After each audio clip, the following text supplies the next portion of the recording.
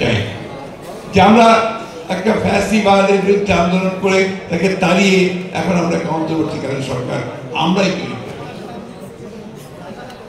আমরা আশা করছি যে এই অন্তর্বর্তীকালীন সরকার তারা ন্যূনতম যে সমস্ত সংস্কারগুলো প্রয়োজন, অর্থাৎ আমাদের নির্বাচন সংক্রান্ত যে সংস্কার, একটা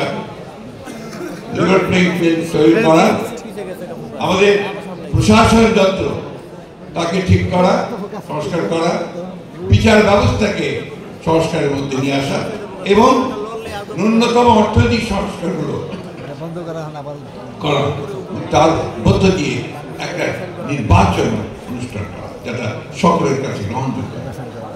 আজকের যে অবস্থা, যে রাজনৈতিক পরিস্থিতি, যে সংকট সৃষ্টি হয়েছে, এই সংকট একমাত্র সমাধান হতে পারে একটা সকলের কাছে গ্রহণযোগ্য নির্বাচনের মধ্যে। ইতিহাসে প্রমাণিত, আমরা সে কথাই বারবার বলে আসছি। কিন্তু আজকে দুর্ভাগ্যজনকভাবে বাংলাদেশে আবার সেই চক্রান্তের খেলা শুরু হয়েছে, যেটা অতীতে হয়েছে বহুবার, যারই ফলে আমরা আমাদের শহীদ প্রেসিডেন্ট রহমান সাহেবকে হারিয়েছি, যারই ফলে দেশনেত্রী বেগম খালেদা জিয়াকে 6 বছর কারাগারে থাকতে হয়েছে, যারই ফলে আজকে আমাদের নেতা তারেক রহমান সাহেবকে এখন পর্যন্ত বিদেশে থাকতে হচ্ছে। এই চক্রান্ত আবার শুরু হয়েছে।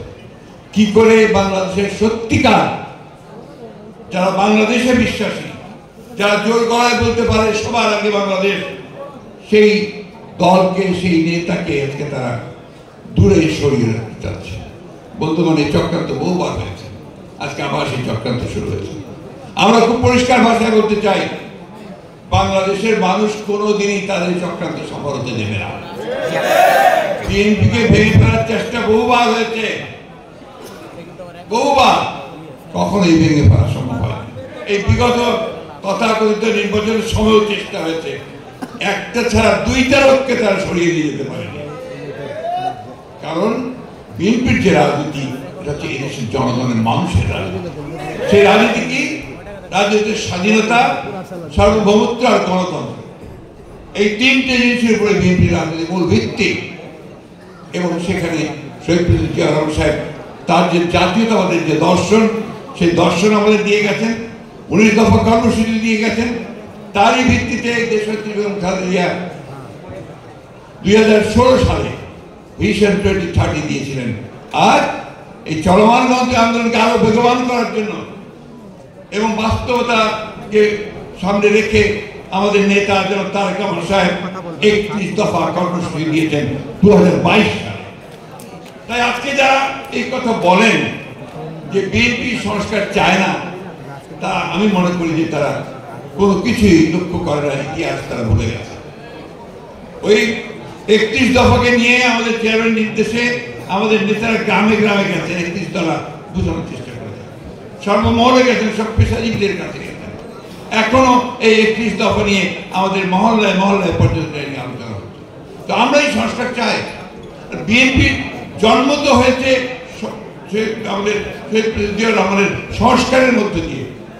বহুদলীয় গণতন্ত্র এনেছেন তিনি, একদলীয় গণতন্ত্র থেকে, একদলীয় শাসন থেকে, বাকশাল থেকে মুক্ত করে তিনি বহুদলীয় গণতন্ত্র নিয়ে এসেছেন। তিনি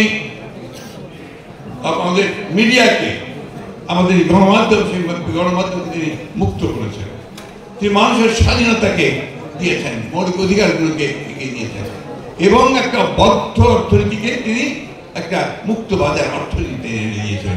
তারপরে আপনারা জানেন যে দেশনেত্রী বেগম খালেদা জিয়ার সময় সেই প্রেসিডেন্সিয়াল ফর্ম অফ গভর্নমেন্ট থেকে পার্লামেন্টারি ফর্ম অফ গভর্নমেন্ট নিয়ে আসা হয়েছে এবং সবশেষে caretaker government system BNP introduce করেছে, করে নির্বাচন ব্যবস্থা যেন কখনোই আপনার কলঙ্কিত না হয় সেই ব্যবস্থা।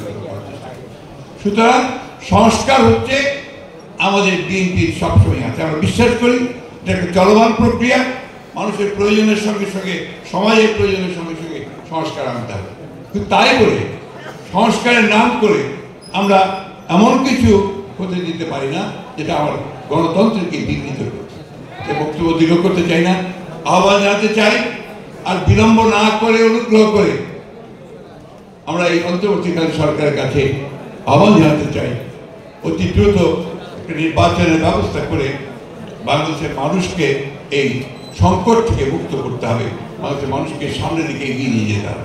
একটা কথা আমাদের মনে রাখতে হবে, ছাত্রদল হচ্ছে আমাদের ভ্যানগার্ড, আমাদের সামনের যে যোদ্ধা তাদেরকে এখন নলেজ বেস পলিসি করতে হবে, জ্ঞান ভিত্তিক রাজনীতি করতে হবে।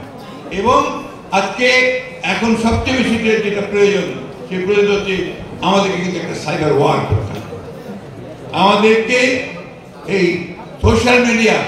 সোশ্যাল মিডিয়াতে আমাদের অবস্থান সবচেয়ে বেশি করে রাখতে হবে।